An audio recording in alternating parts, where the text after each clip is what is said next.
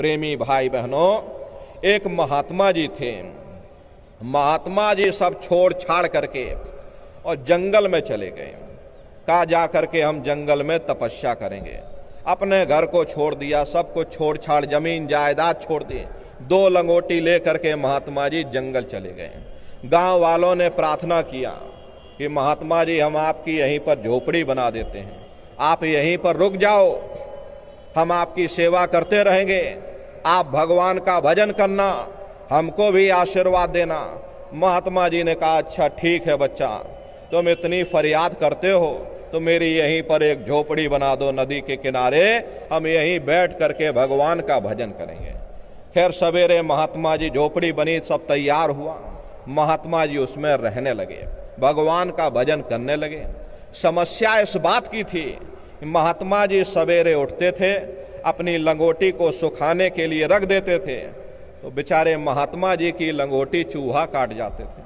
अब बेचारे महात्मा जी बड़े परेशान, करें तो करें क्या, महात्मा जी की लंगोटी चूहा काट गए। महात्मा जी ने गांव वालों से कहा भाई यहाँ पर चूहे बहुत हैं, इसका तुम थोड़ा इंतजाम करो। गांव वालों ने सुझाव दे दिया कि महात्मा जी आप एक बिल्ली पाल लो, अगर बिल्ली पाल लोगे तो घर में कोई चूहा रहेगा ही नहीं।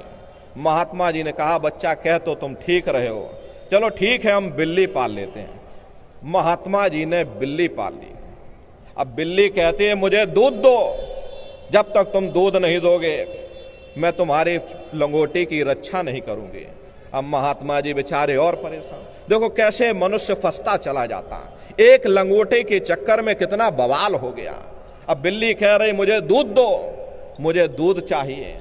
महात्मा जी ने कहा गांव वालों से भाई सुबह शाम दूध ला करके दे दिया करो। अब कुछ दिन तो गांव वाले दूध देते रहे। गांव वाले आखिर थक हार करके बोले महात्मन हम कब तक दूध आपको देंगे, ऐसा करो ये आप एक गाय पाल लो, अगर आप एक गाय पाल लोगे गाय दूध भी देगी, अरे आप भी पीना, बिल्ली को भी पिलाना। महात्मा जी ने कहा बच्चा तुम ठीक कह रहे हो, लाओ एक गाय ले आओ। गाय भी आ गई। अब गाय को चारा चाहिए। अब ये और परेशानी शुरू हो गई। अब बेचारे महात्मा जी पहले चारा खोक काटें, फिर चारा गाय को खिलाएं, फिर गाय दूध दे और फिर दूध बिल्ली को दे और फिर बिल्ली लंगोटी की रक्षा करे। एक लंगोटी के चक्कर में इतना बवाल महात्मा जी, यहां पर बवाल खत्म ही नहीं होते। एक लंगोटी के चक्कर में देखो इतना रायता फैल गया। प्रेमी भाई बहनों, महात्मा जी और परेशान हो गए। कहा भाई हम चारा कहां से लाएं।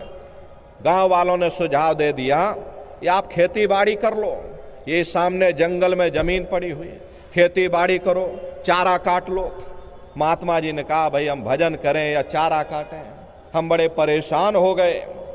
गांव वालों ने सुझाव दे दिया महात्मा जी गांव में एक विधवा औरत है, वो आपकी सेवा करती रहेगी, आप उसको बुला लो अपने पास, वो चारा भी काटेगी और दूध भी दुहेगी और दूध आपको भी पिलाएगी और बिल्ली को भी पिलाएगी। महात्मा जी बोले बच्चा ठीक कह रहे हो।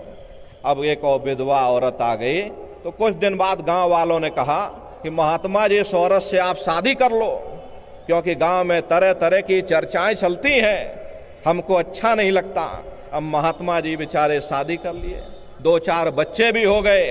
एक लंगोटी के चक्कर में आए थे हरि भजन को, ओटन लगे कपास। प्रेमी भाई बहनों, यही हालत जीवों की है।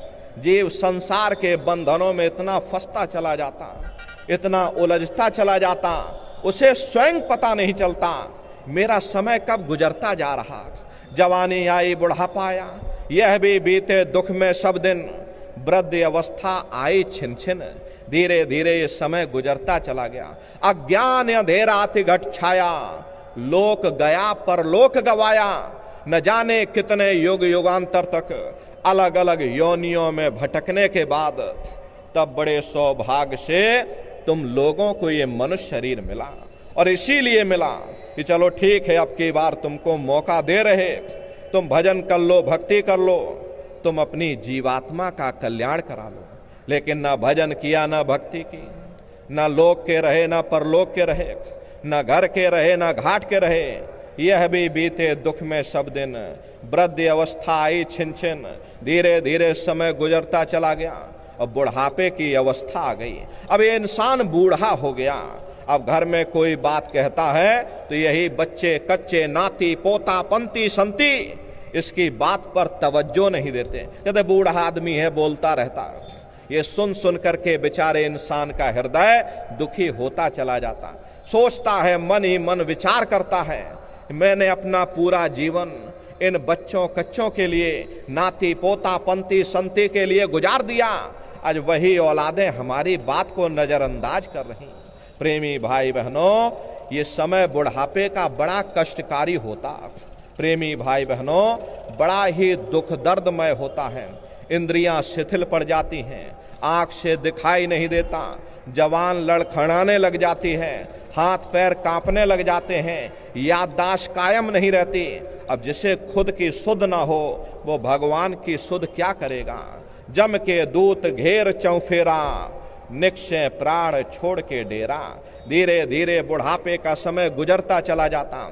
एक समय ऐसा आता है मौत का समय, और यमराज आते हैं, यमदूत आते हैं, कहते भाई फलाने राम सिंह तुम डेरा खाली करो, तुम्हारा समय पूरा हो गया, निकलो तुम बाहर इस किराए के मकान से। इतनी दहाड़ सुन करके प्रेमी भाई बहनों ये जीव अचेत हो करके गिर जाता, जीवात्मा को खींच करके शरीर से बाहर कर दिया जाता, ये शरीर हमारा मिट्टी हो जाता। अरे इस मिट्टी को ले जा करके शमशान भूमि पर जला करके राख कर देते। ये लड़के बच्चे नाती पोता पंती संती, ये जमीन और ये जायदाद ये सब एक किनारे पड़ी हुई है। और जिस जात बिरादरी के लिए तुम लोग लड़ते और झगड़ते थे, जिस धन दौलत के पाने के लिए तुमने न जाने कितने बुरे खोटे कर्म किए, जिस मान बढ़ाई के लिए तुमने न जाने कितनी रातें जाग करके काट दी, अरे अंत समय में न जहाँ जमीन जायदाद काम आई, न बेटा बेटी काम आए, न ये धन दौलत काम आई, सब कुछ तुम्हारा ये पड़ा रह जाता।